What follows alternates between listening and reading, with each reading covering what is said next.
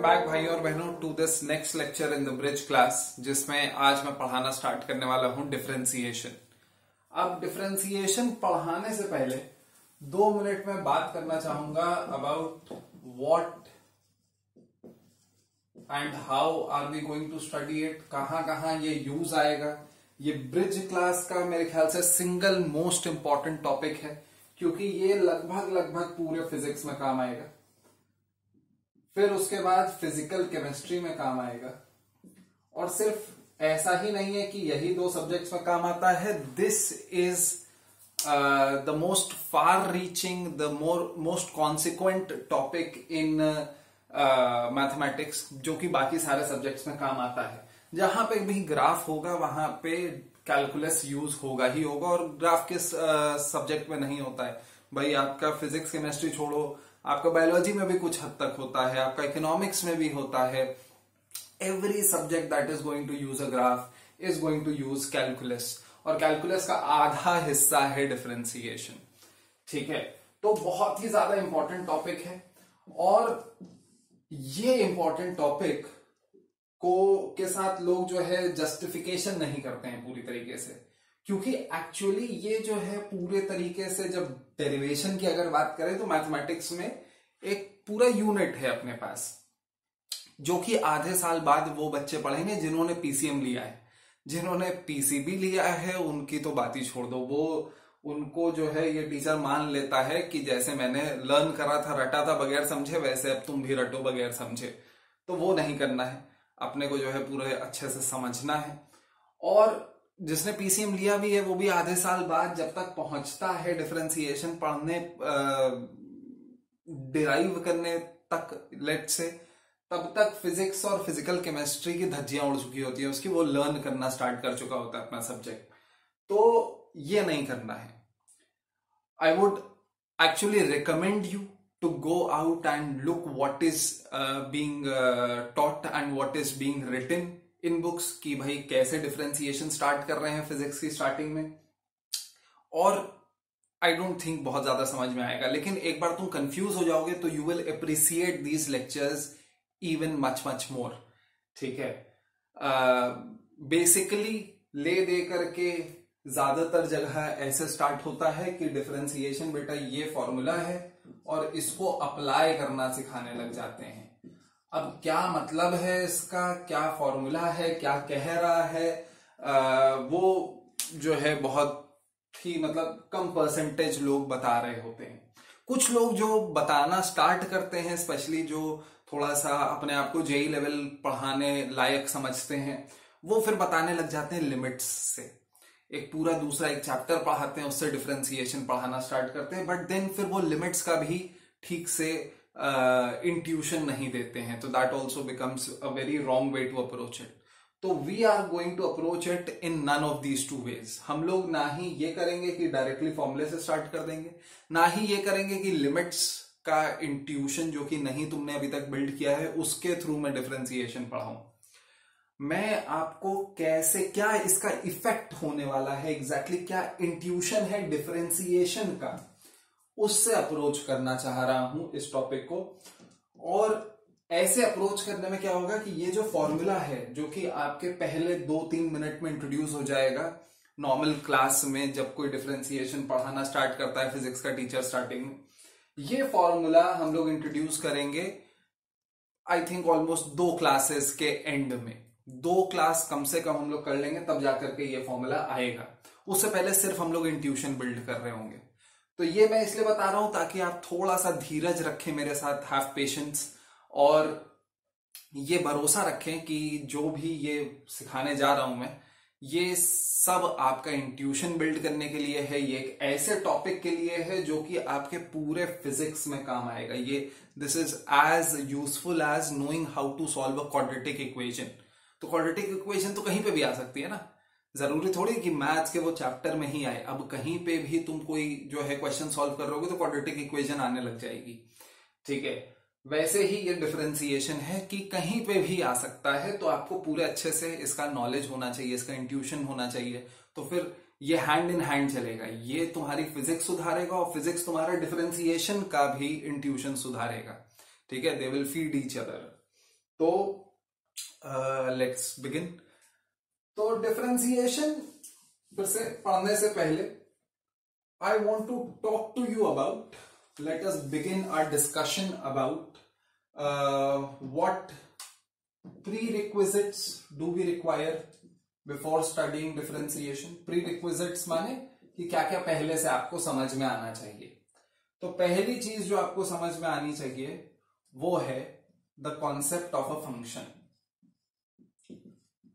Function क्या चीज है? तो फंक्शन जो है सिंपली हम लोग एक ऐसे एक्सप्रेशन को बोल लो कहते हैं, जैसे एक्चुअली एक्सप्रेशन नहीं है, एक्सप्रेशन कुछ ऐसा होता है जैसे x square minus 5x plus 6, this is an expression, this is an equation, x square minus 5x plus 6 equal to anything, any fixed value, zero होना जरूरी नहीं है। तो ये एक्सप्रेशन है, ये इक्वेशन है और ये फंक्शन है y is equal to x square minus 5x plus 6। ये एक फंक्शन है, ये आपको बता रहा है कि y कैसे डिपेंडेंट है x पे। माने कि फंक्शन जो है बहुत ही कॉमन ये एक्सप्रेशन है, बहुत कॉमन ये तरीका है बताने का कि फंक्शन एक ऐसा मशीन की तरीके से है जो कि जो इनपुट तुम डालोगे इसमें उसके हिसाब से आउटपुट देगा। जिसमें जो इनपुट डालोगे क्योंकि उस पर डिपेंड कर रहा है आउटपुट, तो ये खुद में तो इंडिपेंडेंट है, ये किसी पर डिपेंड नहीं कर रहा है, तो ये इंडिपेंडेंट वेरिएबल है। और क्योंकि ये वेरिएबल डिपेंड कर रहा है इस पे, तो ये डिपेंडेंट वेरिएबल है, डिपेंडेंट वेरिएबल है। अब ये जो फंक्शन है, फंक्शन इन इटसेल्फ एक मशीन के तरीके से है, फैक्ट्री के तरीके से है, जो कि रॉ मटेरियल के साथ कुछ कुछ कुछ कुछ सर्कस करेगा और फिर आउटपुट में आपको प्रोडक्ट देगा, जो भी आउटपुट होगा वो देगा। तो ये आपका फंक्शन है। और फंक्शन का ये सब डेफिनेशन और ये सब बातें सुनने से अच्छा कि ये रॉ मटेरियल है और रॉ मटेरियल डालोगे और आउटपुट निकलेगा, उससे ज्यादा अच्छा होता है कि तुम ये समझो खूब सारे एग्जाम्पल के थ्रू, कि जैसे कि एक फंक्शन है, let us say f1x is equal to x square minus 5, माने कि अभी f1 के अंदर x इक्वल टू 2 डालूंगा अगर मैं, तो ये होता है f1 for when the independent variable is x। तो वो ये बता रहा है कि मैं इंडिपेंडेंट वेरिएबल का स्क्वायर करूंगा, उसमें से 5 सब्ट्रैक्ट कर दूंगा, जो भी आएगा वही अपना आउटपुट है। तो ये y1 है सपोज। तो f1 for x equal to 2 क्या हो जाएगा, यहां पे 2 स्क्वायर डाला, माइनस 5 करा, तो ये -1 हो गया। For f1 x equal to 7 अगर करेंगे तो 49 माइनस 5 44 हो जाएगा। सपोज कोई दूसरा फंक्शन है, y is equal to suppose f2x is equal to x minus 4 upon 3। तो अभी f2 is equal f2 for x equal to 7। अब जरूरी नहीं है बार बार x इक्वल टू 7 लिखूं, मैं सिर्फ 7 लिख दूं। इसका मतलब यही है, ये कोई मल्टीप्लाई नहीं हो रहा है f2 7 से, ये कह रहा है कि जो भी इंडिपेंडेंट वेरिएबल है उसे 7 डाल दो। तो 7 माइनस 4 बाई 3 क्या हो जाएगा, 3 बाई 3 इक्वल टू 1 हो जाएगा। f2 फॉर लेट अस से 13, तो ये क्या हो जाएगा, 13 minus 4 by 3 will give you 3। तो ऐसे करके आपका जो है एक x डालने पर डिपेंडिंग अपॉन क्या फंक्शन है कुछ y निकल सकता है। और जरूरी नहीं है कि अलजेब्रिक फंक्शन हो, these are known as algebraic function, जिसमें पावर होता है और आपका जो है एक्सप्रेशंस जो होते हैं वो पॉलिनोमियल एक्सप्रेशंस भी हो सकते हैं, बाकी एक्सप्रेशंस भी हो सकते हैं, आपके ट्रिग्नोमेट्रिक फंक्शन भी हो सकते हैं, जैसे कि sine x, y is equal to sine x अपने आप में एक फंक्शन है। आप साइन एक्स के साथ कोई खिलवाड़ कर सकते हैं, f4x equal to sine cube x minus 2 cos x, ऐसा कुछ, ये भी एक फंक्शन है। जरूरी नहीं है f में ही लिखें फंक्शन, फंक्शन का बस वो लेटर डिनोट करने के लिए f की जगह आप g भी ले सकते हो, h भी ले सकते हो, कुछ भी ले सकते हो, वो बस ये दिखाने के लिए कि मैं कौन सा फंक्शन डिनोट कर रहा हूं। gx इज समथिंग लाइक, इन दोनों का मिक्सचर ले सकते हो तुम, जैसे कि sine cube x minus x squared, कुछ भी हो सकता है। तो गेट यूज टू इट। ये आपको बेसिकली बता रहा है कि x डालने पर ये y निकलेगा। तो बीच में ये क्यों नहीं हम लोग डायरेक्टली लिख दे रहे y is equal to all this, क्योंकि ये सारे के सारे y ही ले दे के लिखते हैं हम लोग। तो इन सब के बीच में डिफरेंशिएट करने के लिए हमने फंक्शंस के को लेटर्स दे दिए हैं, नाम दे दिए हैं, ताकि उनके बीच में आप डिफरेंशिएट कर पाओ कि कौन सा फंक्शन है, कौन सा y है। सारे y x पे डिपेंड कर रहे हैं, पर ये y अलग तरीके से x पे डिपेंड कर रहा है, ये y अलग तरीके से x पे डिपेंड कर रहा है। तो वो फंक्शंस का डिफरेंस की वजह से है। ठीक है, तो ये है function.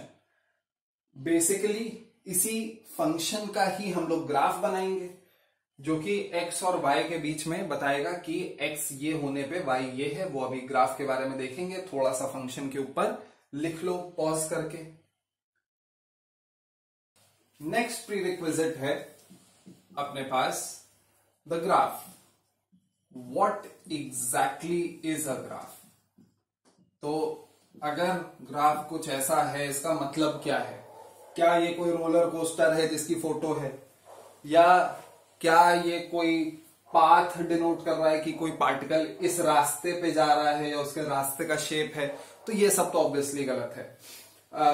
Most books will have the definition कि a graph is a pictorial representation of the variation of one variable with respect to another. लिख दे रहा हूं मैं, a graph is a pictorial representation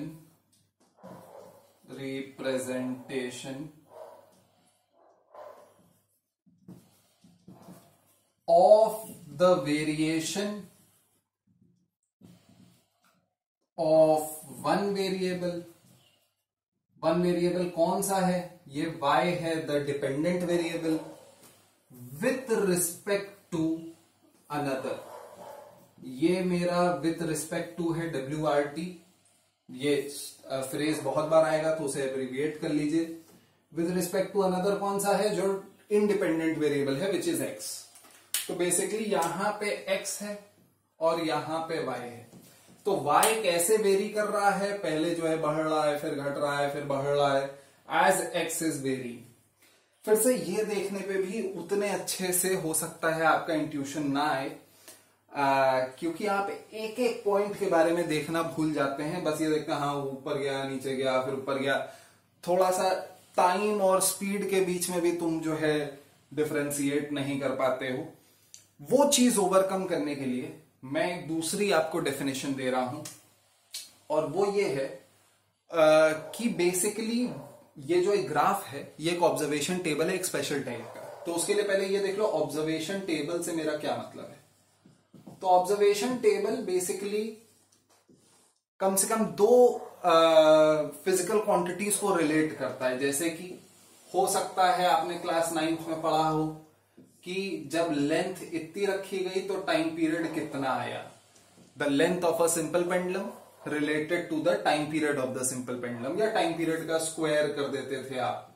ठीक है, और लेंथ और टाइम पीरियड के स्क्वायर के बीच का आप रिलेशनशिप निकालते थे, तो कुछ कुछ वैल्यूज आती थी।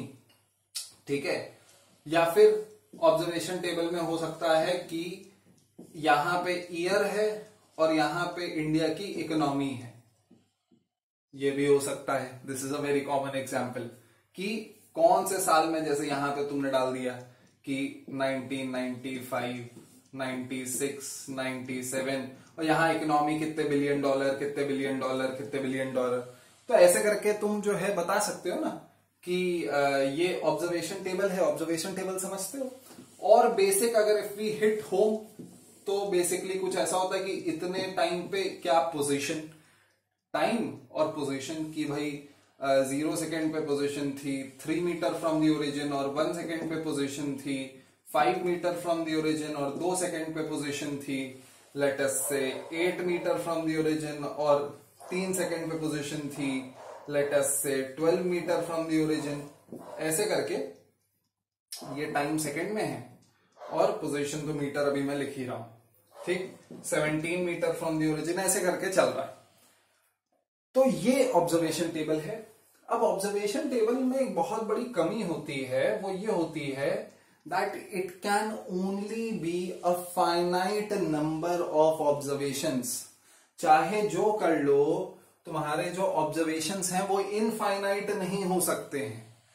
मतलब क्या है? मतलब ये है कि किसी भी वक्त पे अगर मैं पूछूं, जैसे कि अगर मैं पूछूं यार 1.5 सेकंड पे कहां था, तो हो सकता है कुछ बच्चे ये अनुमान लगाएं कि 1 सेकंड पे 5 मीटर पे था, 2 सेकंड पे 8 मीटर पे था, तो 1.5 सेकंड पे इन दोनों के एग्जैक्टली बीच में होगा। पर ऐसा जरूरी तो नहीं है ना। हो सकता है भाई, तुम ये देख करके कैसे बता सकते हो एग्जैक्टली बीच में होगा? क्या वो यूनिफॉर्मली ट्रैवल कर रहा था 1 सेकंड से 2 सेकंड तक? क्या ये हम लोग कह सकते हैं? क्या ये जरूरी है कि यहां पे वो लेट अस से 1 2 3 4 5 6 7 8, मुझे बस ये बता दिया गया है कि वो यहां पे था at t is equal to 1 और यहां पे था at t is equal to 2। अब मुझे क्या पता कि 5 सेकंड से लेकर के 8 सेकंड तक का जो उसका मोशन था वो डायरेक्ट ऐसे था कि ऐसे था कि ऐसे था। मुझे तो बस ये पता है ना कि हाँ 5 सेकंड के शुरू 1 सेकंड की शुरुआत पर जब 1 सेकंड हुए थे तब वो 5 मीटर पे था, जो कि इन तीनों केसेस में है, और जब 2 सेकंड हुए थे तब वो 8 मीटर पे था, जो कि वो इन तीनों केसेस में। तो ऐसा क्या एक केस बन सकता है? ऐसे तो इनफाइनाइट केसेस बन सकते हैं ना, कोई एक सिंगल केस तो है नहीं ऐसा।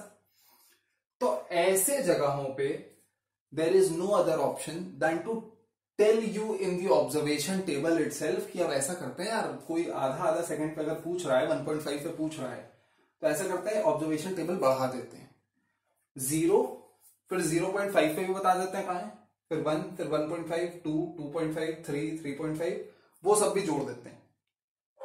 लेकिन फिर सवाल तो नहीं खत्म हो सकते भाई। फिर उसके बाद में पूछ लूं 1.2 सेकंड पे कहां है।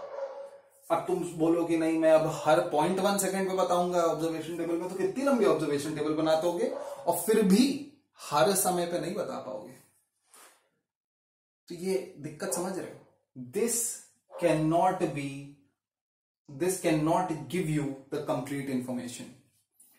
This is always going to be finite, whereas this over here, ये जो चीज है ना, ये इसी वजह से इतनी सुंदर है, ये इसी वजह से इतनी ज्यादा कॉन्सिक्वेंशियल है, इतना ज्यादा यूज होती है, because this is N observation table.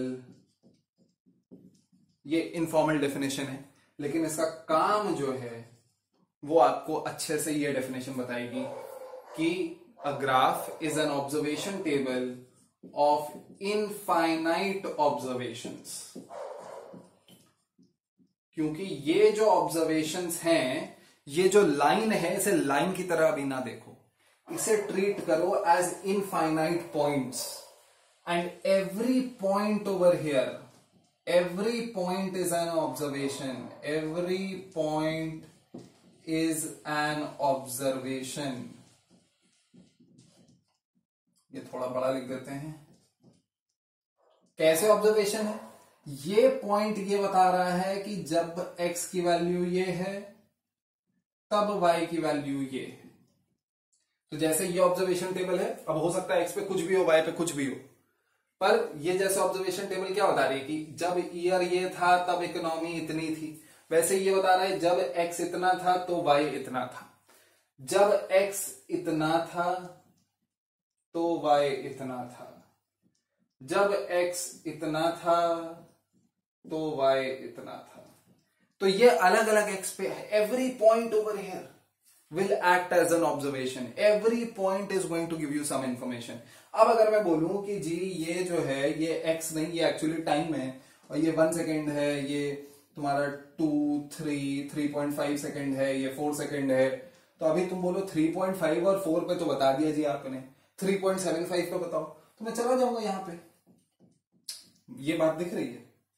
यहां पे जाकर के मैं बोलूंगा अच्छा ये है 3.75, इस पे मैंने लाइन खींची, देखा कहां मिला जाकर के, और फिर ये लाइन खींची, इधर देखा कहां पे हिट करा y पे, कहां पे y एक्सिस पे परपेंडिकुलर ड्रॉप हुआ, ये हो जाएगी value of y eight 3.75।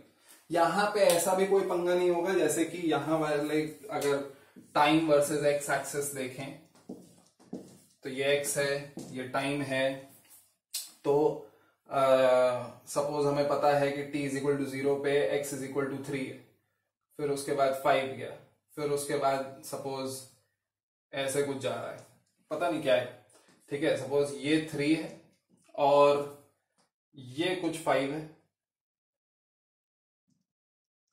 Eight x equal to 1, 5 है, और एट x इक्वल टू 2 ये कुछ 8 है। तो अब ये ग्राफ देख करके तुम बता सकते हो ना कि नहीं, पार्टिकल एक्चुअली 5 से 8 मीटर्स यहां से यहां डायरेक्टली नहीं गया, 1 सेकंड से 2 सेकंड के बीच में वो 5 मीटर से पहले नीचे गया, माने कि 5 मीटर से इधर गया और फिर उसके बाद वापस ऊपर गया। इस चीज को बहुत अच्छे से समझो। ऐसा भी हो सकता था कि ग्राफ जो है ऐसा ऐसा हो भाई, और ये तुम्हारा जो है 1 सेकंड पे 5 मीटर और ये तुम्हारा 2 सेकंड पे 8 मीटर, ये भी हो सकता था।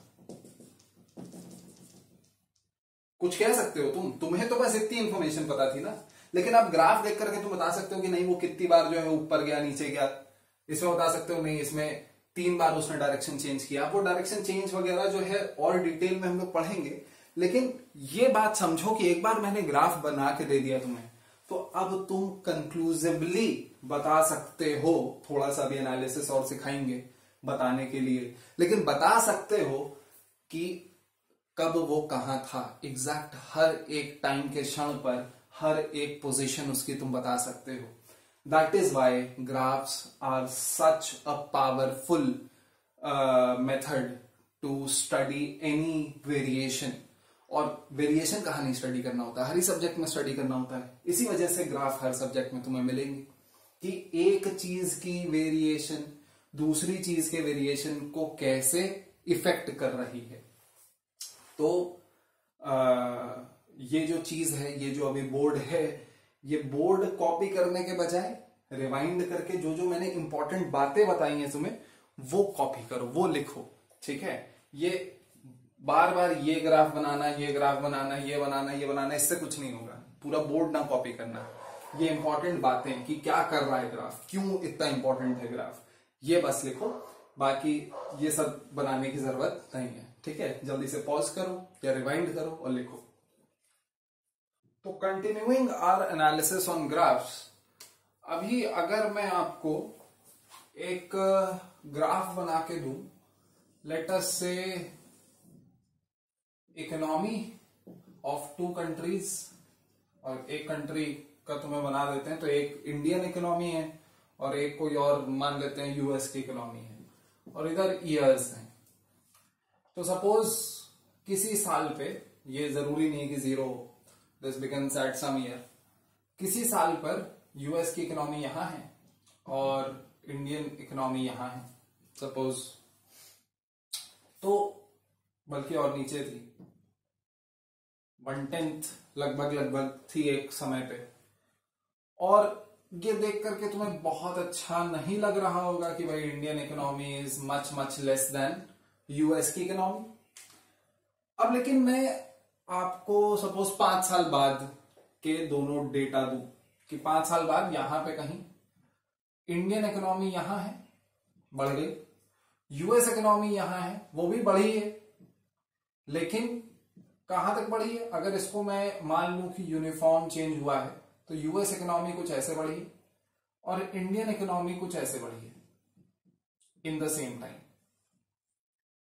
तो अभी अगर तुम सोचो तो तुम्हें उतना बुरा नहीं लग रहा होगा जितना बुरा पहले लग रहा था। And it is not just about कि ये जो डिफरेंस है ये कम हो गया, इट इज ऑल्सो अबाउट तुम्हारा दिमाग तुरंत ये प्रिडिक्ट करने लग जाएगा कि यार अगर ऐसे ही कंटिन्यू रहा तब तो कभी ना कभी हम लोग आगे निकल जाएंगे।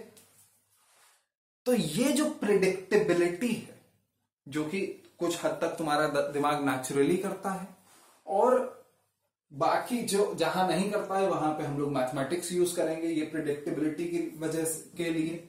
ये predictability is the basis of any scientific subject, कि तुम प्रिडिक्ट कर पाओ। ये प्रिडिक्टेबिलिटी हमें चाहिए, तभी हम लोग कोई भी साइंटिफिक सब्जेक्ट स्टडी करते हैं, कि भाई अगर मेरे पास ये इंफॉर्मेशन है कि ऐसा है और कुछ 4-5 इंफॉर्मेशन है तो मैं आगे बता पाऊं फिर ऐसा होगा। This method is what the scientific method really aims at.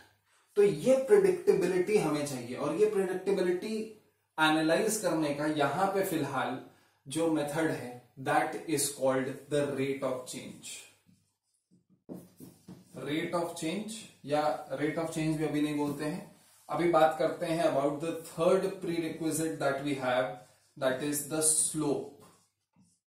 तो स्लोप नाम सबने सुना है क्लास 10th में, आई होप सबने इक्वेशन ऑफ अ लाइन पढ़ा है मैथमेटिक्स में, तो वहां पे आपने स्लोप पढ़ा है। लेकिन स्लोप का वो यहां पे फॉर्मूले की बात नहीं करेंगे हम लोग स्लोप के, हालांकि फॉर्मूले की भी बात करेंगे, but slope is not just limited to its formula.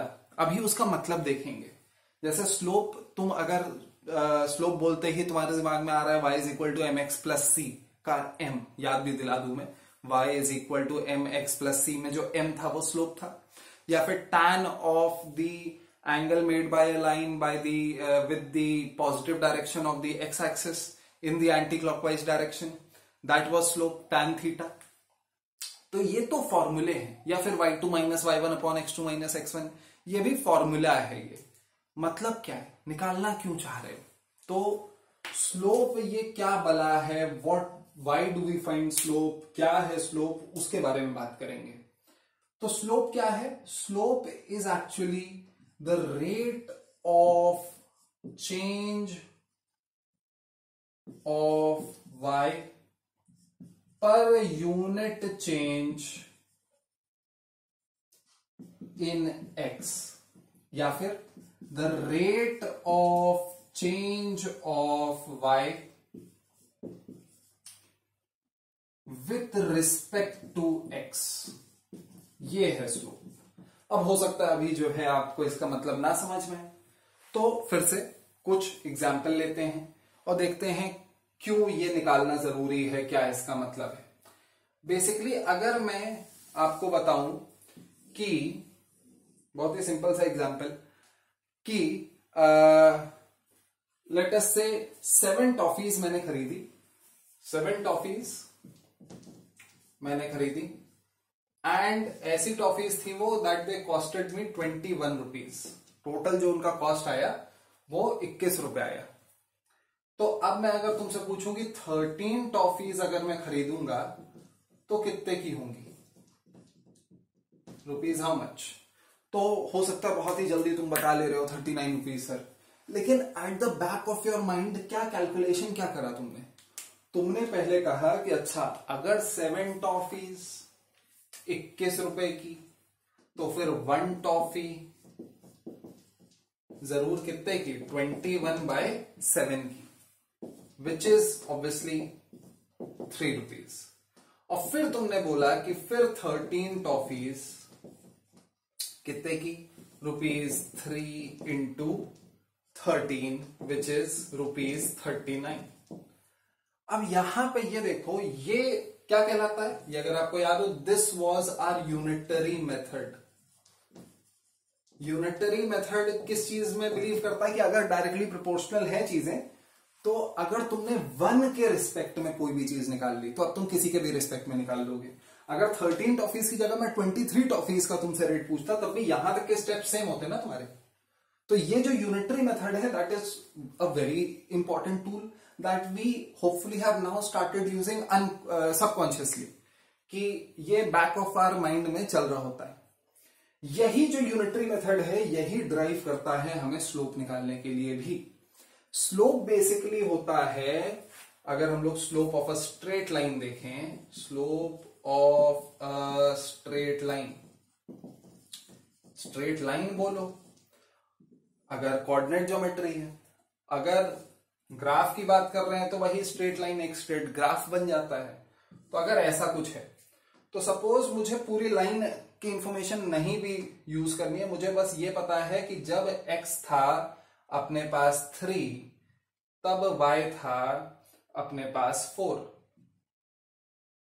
ठीक है, ये y था 4 और जब x अपने पास हुआ लेटस से 7 तब y अपने पास हुआ लेटस से समथिंग लाइक कितना ले लें, क्या लग रहा है ये 7 लग रहा है कि हाँ भाई 4 के डबल से थोड़ा कम। तो जब x 3 था ये, लेकिन 7 से ज्यादा लग रहा है, ये 8 ले लेते हैं। जब ये 8 था तब ये 7 था।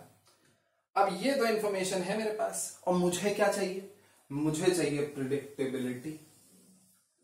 मुझे स्ट्रेट लाइन में, मुझे ग्राफ देख करके मुझे प्रिडिक्शन करना आना चाहिए कि अब मैं बता पाऊं ये दो इंफॉर्मेशन के बाद कि किसी भी एक्स पर, ये नहीं कि उसे खींच रहे हैं, मेजर कर रहे हैं, कितना ग्राफ बनाओगे। अब मैं पूछूं एक्स जब 207 होगा तब वाई कितना होगा, तो मुझे ये प्रिडिक्टेबिलिटी चाहिए मैथमेटिकली।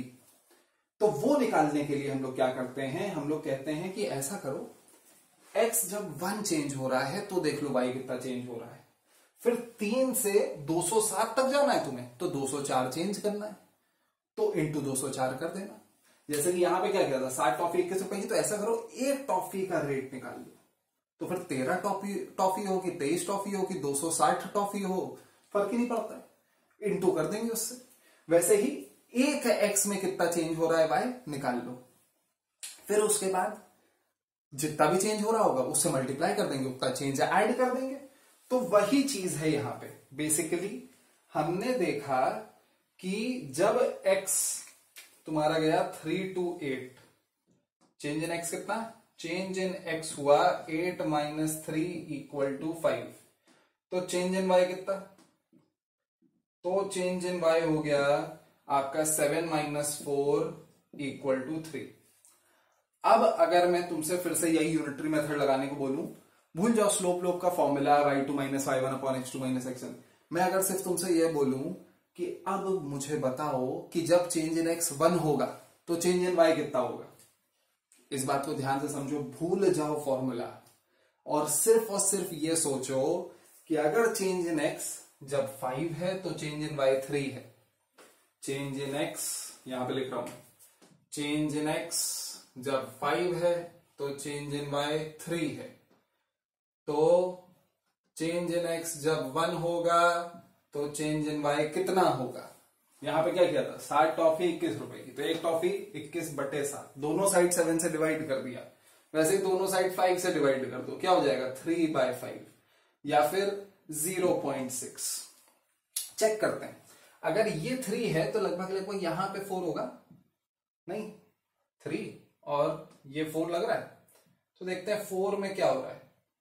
तो देखो ये जब x को तुमने 1 बढ़ाया तो y जो है कितना बढ़ा, 0.6 बढ़ा।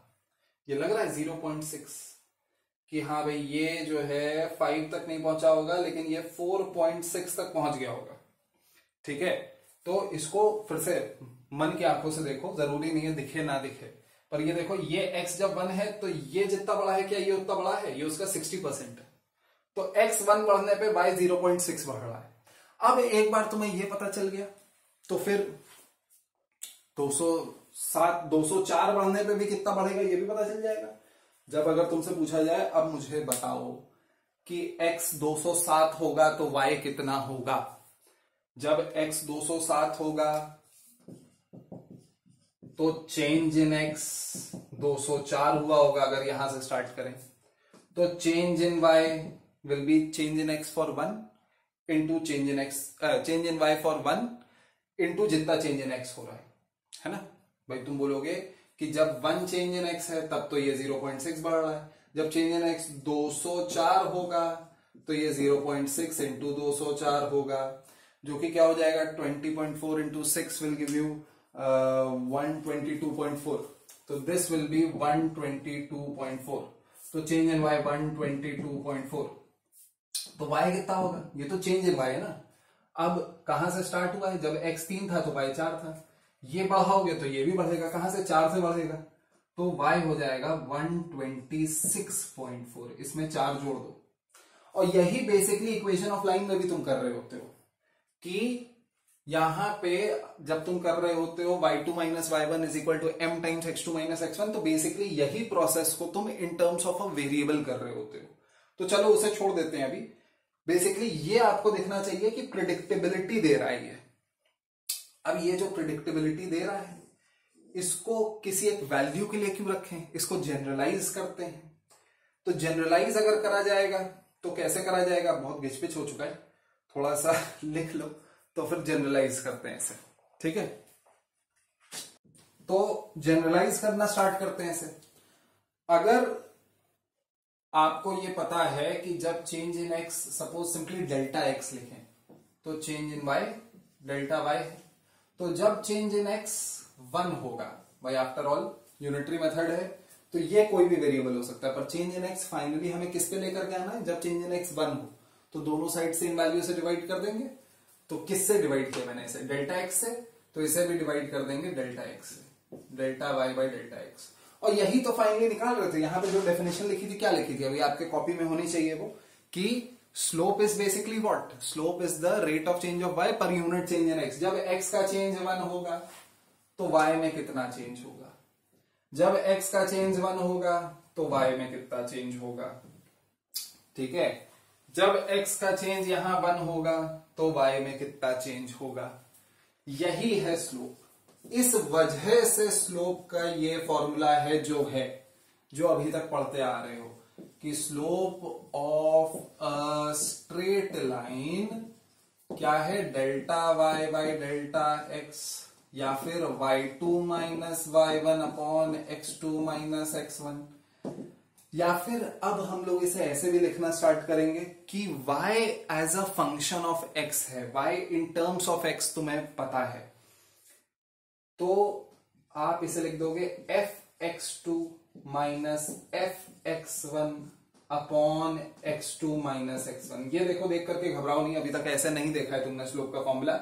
लेकिन यहां पे क्या है, सिंपली y2 की जगह fx2 लिख दिया है। तो फंक्शंस में अभी मैंने आपको बताया कि फंक्शन में x डालने पर y की वैल्यू निकलती है, y डिपेंडेंट वेरिएबल है, तो वही x की वैल्यू जब x2 डालोगे तो जो y की वैल्यू आएगी उसी को तो y2 बोलोगे।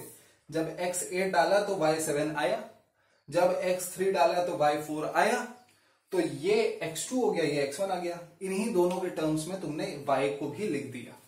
तो कम वेरिएबल के टर्म में लिखने का तरीका है ये। तो ये 3 फॉर्मूले जो हैं स्लोप के, वो क्यों हैं ये अभी तुम्हें समझ में आना चाहिए। प्रिडिक्टेबिलिटी चाहिए थी, प्रिडिक्टेबिलिटी के लिए हमें क्या निकालना था कि जब x का चेंज 1 हो तो y का चेंज कितना हो, वो निकालने के लिए ये फॉर्मूले हैं। पर मगर किंतु परंतु ये फॉर्मूले केवल एप्लीकेबल हैं फॉर अ स्ट्रेट लाइन। अभी जब स्ट्रेट लाइन नहीं होगी तब क्या होगा, उसके बारे में अभी बात करेंगे। ठीक है, तो पहले इतना लिख लो, फिर उसके बाद पूरा ये मिटा करके हम लोग कर्व्स के बारे में बात करना स्टार्ट करेंगे। ठीक है, तो अभी थोड़ा सा स्लोप से और अकस्टम्ड करते हैं अपने आप को, देखते हैं कि अलग अलग स्लोप के वैल्यूज का क्या मतलब है। थोड़ा सा ये भी अभी देख लेते हैं कि tan थीटा कहां से आया। तो tan theta is only a consequence, that is not the formula which comes by definition. कैसे, मतलब कि ये अगर आपके पास स्ट्रेट लाइन है तो ये 2 पॉइंट्स हैं, तो ये 2 पॉइंट्स का मतलब क्या है कि जब x ये था, x1 था सपोज, तो y था y1, जब x x2 था तो y था y2, तो जब चेंज इन x x2 माइनस x1 हुआ तो चेंज इन y y2 माइनस y1 हुआ, this is x2 minus x1। तो अभी स्लोप क्या था, स्लोप हमारा था कि जब चेंज इन x 1 होगा तो चेंज इन y कितना होगा, तो slope delta y by delta x या फिर दिस अपॉन दिस। अब ये तो ऑर्थोगोनल एक्सिस है, एक्स और वाई एक्सिस एक दूसरे के परपेंडिकुलर होते हैं, तो ये भी 90 डिग्री होगा। अगर ये 90 डिग्री होगा तो ये जो ट्राइंगल बन रहा है उस ट्राइंगल में इस एंगल का ये tan थीटा हो जाएगा परपेंडिकुलर अपॉन बेस। ये एंगल और ये एंगल हमेशा सेम होंगे, तभी कह रहे हैं कि जो स्लोप है that is also equal to tan theta, where theta is the angle made by the line with the positive direction of the x axis, ये positive direction of the x axis है, in the anti clockwise direction. अब negative से क्यों नहीं, clockwise में क्या change आ जाएगा, ये सब तभी समझोगे ना, मेरे बताने से कुछ नहीं होगा। तुम समझ पाओगे जब तुम फिर से स्लोप की वैल्यूज को थोड़ा सा अकस्टम्ड हो जाओगे कि स्लोप की अलग अलग वैल्यू का क्या मतलब है। तो कुछ वैल्यूज से अकस्टम्ड होते हैं, जैसे कि अगर मैं कह रहा हूं कि स्लोप जो है वो 3 है, इसका क्या मतलब है, इसका मतलब है कि एक जब चेंज इन एक्स 1 होगा तो चेंज इन वाई 3 होगा, ये इसका मतलब है। तो लाइन कैसी दिखेगी, तो लाइन आपकी जरूर जैसे कुछ ऐसी दिखने लग जाएगी कि जब चेंज इन एक्स, सपोज ये x इक्वल टू 2 है, ये x इक्वल टू 3 है, तो जब चेंज इन x 1 हुआ तो चेंज इन y 3 हो गया, ये 0 से 3 चला गया। जब 3 से 4 हुआ तो ये 6 चला गया, देख रहे हो। जब 2 से 3 चेंज इन x 1 तो चेंज इन y 3, फिर चेंज इन x 1, फिर चेंज इन y, फिर से 3। चेंज देखो वैल्यू से मतलब नहीं है, चेंज इन y 3 है, चेंज इन y 3 है। अब वैल्यू यहाँ पे 3 भी हो सकती है, कुछ और भी हो सकती है, कितना चेंज हुआ है, कितना बढ़ा है वो देखो। इधर चेंज इन x1 है, इधर चेंज इन x1 है। तो ऐसे करके अगर देखें तो दो बातें सामने आएंगी आपके। पहली कि स्लोप इंडिपेंडेंट ऑफ वैल्यूज होता है, केवल चेंज पर निर्भर करता है, चेंज डिपेंडेंट है, और इसकी वजह से इसी को हम लोग बोलते हैं that is why slope of parallel lines का स्लोप सेम होता है। जब अगर पैरेलल लाइन है तो पैरेलल लाइन चाहे वो यहां से गुजर रही हो, चाहे यहां से गुजर रही हो, चाहे यहां से, चाहे यहां से, यहां पे अगर आप देखें तो x की वैल्यूज नेगेटिव हैं, y की वैल्यू पॉजिटिव है। अभी भी x की वैल्यू नेगेटिव है, y की वैल्यू पॉजिटिव है, लेकिन समथिंग लाइक -3 से -2 गए तो चेंज इन x, याद रखो -3 से -2 इज 1 इंक्रीज इन x, -3 से -2 चेंज इन x +1 है, तो चेंज इन y सपोज 2 से 3 चला गया, तो स्लोप यहां पे 1 ले रहा हूं मैं। यहां पे क्या है, सपोज x जो है तुम्हारा 4 से 5 गया, तो चेंज y जो है तुम्हारा 2 से 3 चला गया, तो x पॉजिटिव y पॉजिटिव, यहां पे x नेगेटिव y पॉजिटिव, यहां पे x नेगेटिव और y भी नेगेटिव, लेकिन चेंज इन x अगर 1 है तो चेंज इन y भी 1 है, मतलब कि यहां पे भी स्लोप पॉजिटिव है। समझ रहे हो, वैल्यूज नेगेटिव होने से कुछ नहीं होता है, आपको मतलब होता है स्लोप में केवल चेंज से, कि अगर चेंज इन x मैंने 1 करा तो चेंज इन y जो है हो सकता है यहां पे माइनस कुछ है, -5 है, तो यहां तक आते आते क्या -5 से बढ़ा कि घटा, -5 से -4 ये बढ़ा है, तो बस स्लोप पॉजिटिव है, तो स्लोप सेम है। कोई वैल्यू कितनी है उससे मतलब नहीं है, चेंज कितना है उससे मतलब है। तभी कहते हैं जब पैरेलल लाइंस का स्लोप सेम होता है, क्योंकि पैरेलल लाइंस और अच्छे से आप समझ पाएंगे अगर मैं ऐसे बनाऊंगा। पैरेलल लाइंस में वैल्यू अलग अलग होती है, पर देखो एक x के चेंज में y जितना यहां चेंज हो रहा है, एक x के चेंज में y उतना ही यहां चेंज हो रहा है, एक x के चेंज में y उतना ही यहां चेंज हो रहा है, सब में y का चेंज सेम है जब x का चेंज सेम है, तो पैरेलल लाइंस का स्लोप सेम होता है। ये एक चीज समझो। दूसरी चीज जो आपको समझ में आनी चाहिए वो है वैल्यू ऑफ स्लोप।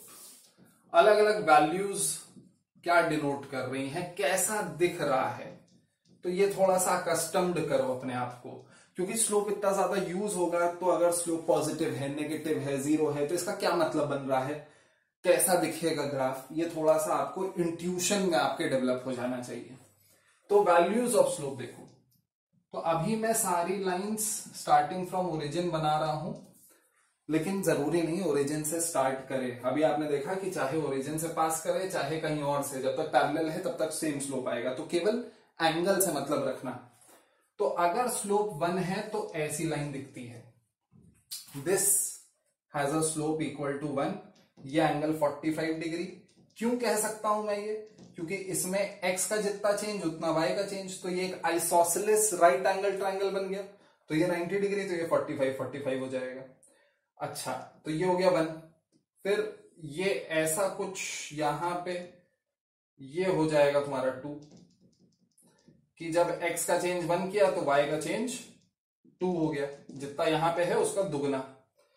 तो ये हो गया तुम्हारा 2। फिर ऐसे ही यहां कहीं हो जाएगा तुम्हारा 3, कि जब x का चेंज 1 किया तो y का चेंज 3 हो गया। यहां पे जगह थोड़ी कम पड़ रही, मिटाने वाला, पॉज कर लो, लिख लो। तो फिर इसको थोड़ा सा और डिटेल में देखते हैं। हाँ, तो once again values of slope, फिर से ये जो स्लोप है कुछ ऐसा, this is slope equal to 1, slope equal to 2। ये देख रहे हो कि x जब 1 है तो y का चेंज भी 1 है। x का चेंज जब 0 से अगर 1 हो और y का चेंज 0 से 2 हो जाए, यहां कहीं पहुंच जाए, तो ये हो गया तुम्हारा स्लोप 2। तो 1 और 2 का अच्छा खासा एंगल होता है। पर अगर तुम देखो कि 2 और 3 में ये है स्लोप 3, 2 और 3 में उतना बड़ा एंगल नहीं होता है। फिर उसके बाद अगर तुम देखो 3 और 4 में, ये है तुम्हारा 4, 3 और 4 में और भी पतला एंगल होता है। ये प्रोपोर्शनली चेंज नहीं हो रहा है, इस चीज को नोटिस करो। ये ऐसे भी तुम देख सकते हो कि अगर जैसे स्लोप तुम्हारा कुछ ऐसा जा रहा है, ठीक है, तो x के 1 चेंज में y सपोज कुछ 12 चेंज हो गया, तो यहां पे जाकर के 12 आएगा। अगर 100 भी ले लोगे तो भी ऐसी ही लाइन आने वाली है, बस जब x 1 है तो y 100 होगा, तो बहुत ऊपर होगा। ठीक है, वो बहुत ऊपर यहां पे हो सकता है बना ना पाए, पर क्या इधर चला जाएगा? इधर नहीं जाएगा। No matter how large the slope is, it will always remain somewhere over here, इन्हीं के बीच में रहने वाला है। इस बात को समझो कि ये यहां पे ऐसा नहीं है कि 1 से 2 में इतना बड़ा एंगल चेंज हुआ तो 2 से 3 में भी उतना ही बड़ा होगा, 3 से तो करते करते 10 में क्या यहां पहुंच जाएंगे? नहीं, कितना भी बड़ा स्लोप होगा, स्लोप की वैल्यू अगर 100 भी है, 1000 भी है, तो x 1 करने पे, x इधर बढ़ाने पे y इधर बढ़ेगा, तो कुछ ना कुछ इसी तरफ जाने वाली है लाइन। ये बात समझ रहे हैं कि अगर इसे मैं जूम आउट करूं, इसे थोड़ा सा कंप्रेस करूं, तो x 1 बढ़ाने पे y सपोज 100 है, तो यहां कहीं से पास करेगा ऐसे कुछ, तो बहुत बड़ा एंगल होगा, बट 90 डिग्री से कम ही रहेगा। The maximum you can go is 90 degree. तो इस चीज को समझिए कि यहां पे स्लोप 1 ऐसे 45 डिग्री वाला, और फिर बढ़ता जाएगा स्लोप, सारे के सारे स्लोप 1 से लेकर के इंफिनिटी तक यहीं पे लाई करेंगे। एंगल टेंडिंग टू 90 डिग्री का स्लोप इनफाइनाइट होता है। एग्जैक्टली 90 डिग्री पे स्लोप हम लोग डिफाइन ही नहीं करते, उसे बोलते हैं नॉट डिफाइंड है। क्यों? क्योंकि आप बोलोगे कि भाई इसमें है ना ऐसे है, ये x है, ये y है। अब ऐसी लाइन जो कि एग्जैक्टली 90 डिग्री पे है, अब इसमें मैं बोलूं कि x1 बढ़ा या y कितना बढ़ा बता, तो इसमें y बढ़ा क्या? इसमें x बढ़ सकता है क्या? इसमें एक ही x का वैल्यू पॉसिबल है इस ग्राफ पे, y का वैल्यू, सारी वैल्यूज पॉसिबल है y की, लेकिन x के एक ही वैल्यू पे, अगर ये एग्जैक्टली 90 डिग्री है। पर अगर क्लोज टू 90 डिग्री है बट नॉट एग्जैक्टली 90 डिग्री, तब फिर ये कुछ ऐसा होगा, थोड़ा सा टिल्टेड होगा। तो x1 बढ़ाने पे y बहुत बढ़ चुका होगा, लेकिन कोई वैल्यू होगी, पर अगर एग्जैक्टली 90 डिग्री है तो कोई वैल्यू ही पॉसिबल नहीं होगी। This is one of the many explanations that you will get of not defined. ठीक है, ये मैं भी बार बार आपको बताता रहूंगा अलग अलग लेवल ऑफ डिटेल में। तो अभी थोड़ा सा मैंने बता दिया है कि एग्जैक्टली 90 डिग्री पे नॉट डिफाइंड होता है और नियर 90 डिग्री पे इनफाइनाइट होता है, उसे बोलते हैं लिमिट टेंडिंग टू 90 डिग्री। पर अभी उससे उतना मतलब नहीं है हमारा, बस क्योंकि आया तो बता दिया। अच्छा, स्लोप ये हो गए 1 टू इंफिनिटी। 1 से छोटे स्लोप पे चलते हैं। 1 से छोटे स्लोप सपोज 0.5 है, मतलब कि x जब 2 था तब y 1 हुआ, जब x तुमने 2 बढ़ाया तब y 1 बढ़ा, तो ऐसा स्लोप क्या हो जाएगा 0.5 या 1/2 बोल दो। ऐसे ही जब x तुमने 3 बढ़ाया तब अगर y 1 हुआ तो ये हो जाएगा स्लोप 1/3। फिर से देखो, जो एंगल यहां 1 से 1/2 में है वही 1 से 2 में है, जो 1/2 से 1/3 में है वही 2 से 3 में है। ऐसा क्यों है? क्योंकि ये 1/2 slope 1/3 slope is the same as 2 and 3 slope, बस यहां पे change with respect to y हो रहा है। अगर तुम ये सोचो कि y में 1 चेंज करें x में कितना चेंज होगा, तो क्या हो जाएगा, इस वाली लाइन के लिए y में 1 चेंज करो तो x में 2 चेंज हो रहा है, इस वाली लाइन के लिए y में 1 चेंज करो तो x में चेंज 3 हो रहा है। तो इसी चीज का उल्टा है वो। तो in any case you can now see कि ये 1/3, ये 1/4 ऐसा कुछ दिख रहा होगा। ऐसे करते करते सारे लाइंस ऐसे ही दिखेंगे और finally this is going to be 0। This is a 0 slope. माने कि यहां पे x बढ़ाने पे y कितना बढ़ा ही नहीं, it is a flat line. x बढ़ाते रहो तुम, y चेंज ही नहीं होगा। ये मतलब है 0 स्लोप का, कि सिर्फ ये ना रटो कि अगर स्लोप 0 है तो the line is going to be parallel to x axis. ऐसा क्यों है वो दिखना स्टार्ट हो जाना चाहिए अभी तुम्हें, कि जब स्लोप 0 है तो ऐसी लाइन है। ऐसी लाइन का मतलब क्या है कि x मैंने 1 बढ़ा के देखा कि y कितना बढ़ा, ये सपोज 3 है ये 4 है, तो y कितना बढ़ा, y जितना यहां था उतना ही यहां पे भी है। ये है 0 स्लोप का मतलब। तो it is going to be parallel to x axis. वही ये अभी x एक्सिस ही बना दिया मैंने आपको बता रखा है पैरेलल लाइंस का तो सेम स्लोप होगा ही होगा। तो अभी सिर्फ डायरेक्शन देखो उसका, सिर्फ एंगल देखो उसका। तो अगर ऐसा एंगल है 0 degree with the x axis तो स्लोप भी 0 है। नॉट जस्ट बिकॉज tan 0 0 होता है, बट ऑल्सो बिकॉज इसका मतलब क्या है कि x जब 1 चेंज किया तो y कितना चेंज हुआ, 0 चेंज हुआ, नाडा। ठीक है। अच्छा, अभी बात करते हैं नेगेटिव स्लोप्स की। तो नेगेटिव स्लोप फिर से यहां पे ये ऐसा कुछ,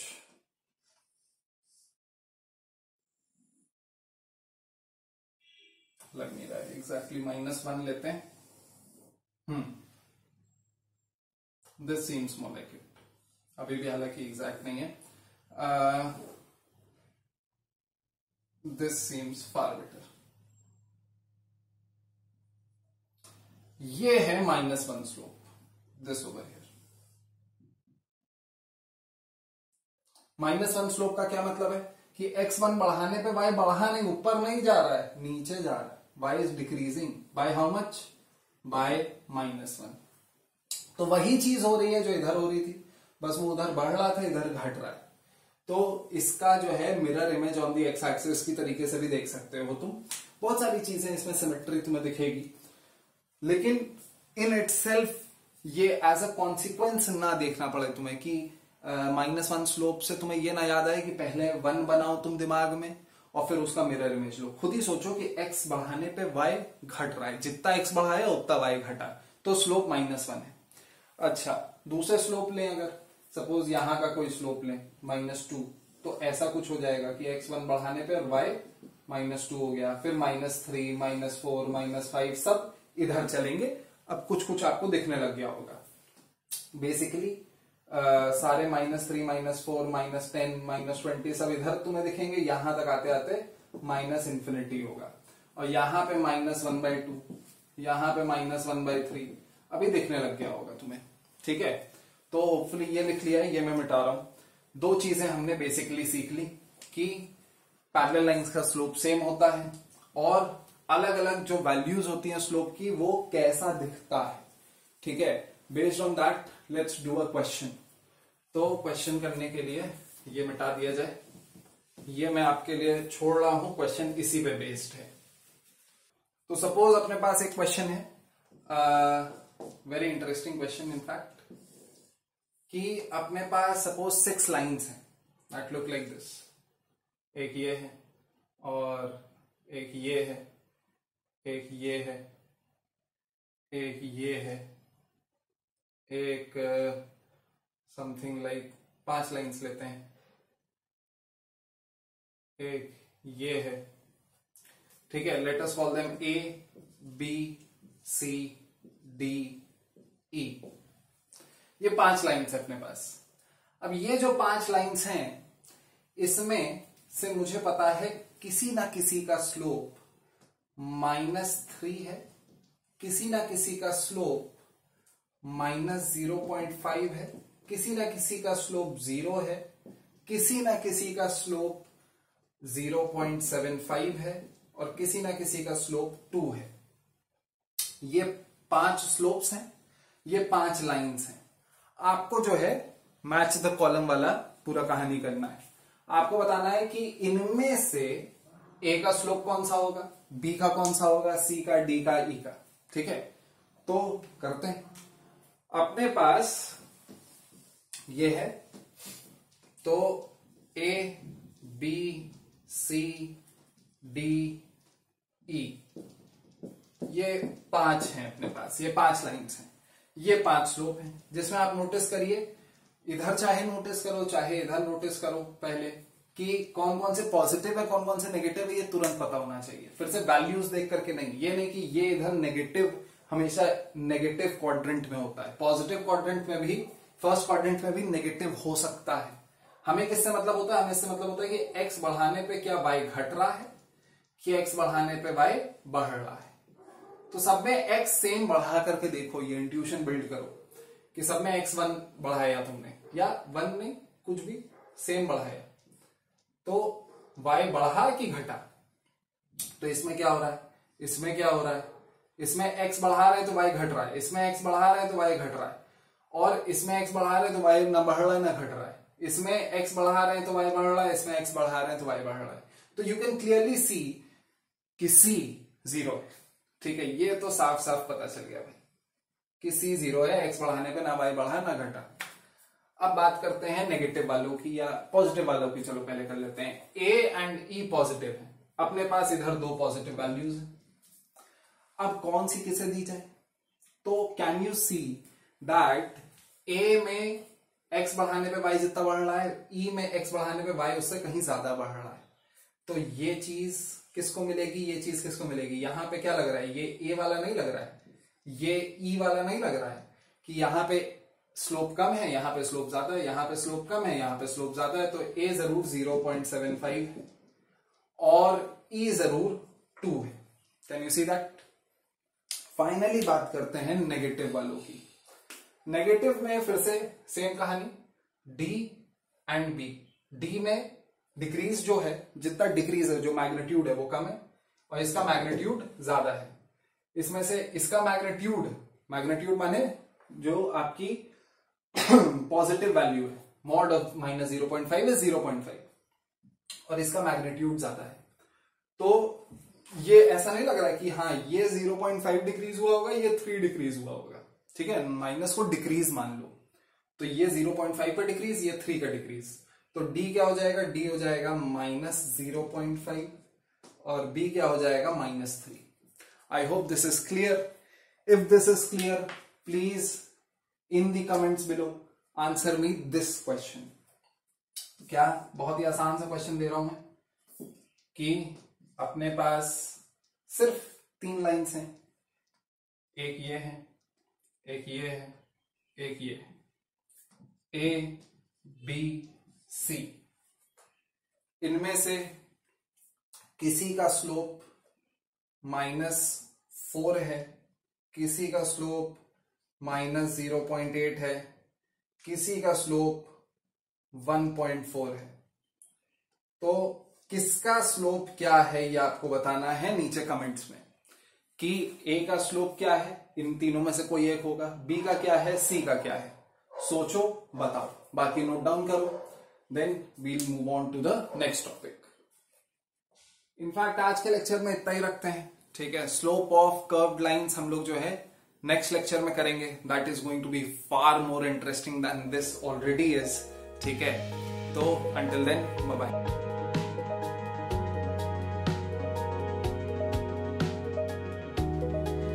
तो आई होप आपको ये वीडियो पसंद आया होगा। आप मेरे और कुछ वीडियोस देखने के लिए यहाँ क्लिक कर सकते हैं, और अगर सब्सक्राइब नहीं किया है तो सब्सक्राइब करो। और अगर आपने ये वीडियो 2 लोगों के साथ शेयर किया तो आप जीत सकते हैं कुछ भी नहीं, फ्री वीडियो में क्या जान लोगे बच्चे की। चलो नेक्स्ट लेक्चर में मिलते हैं।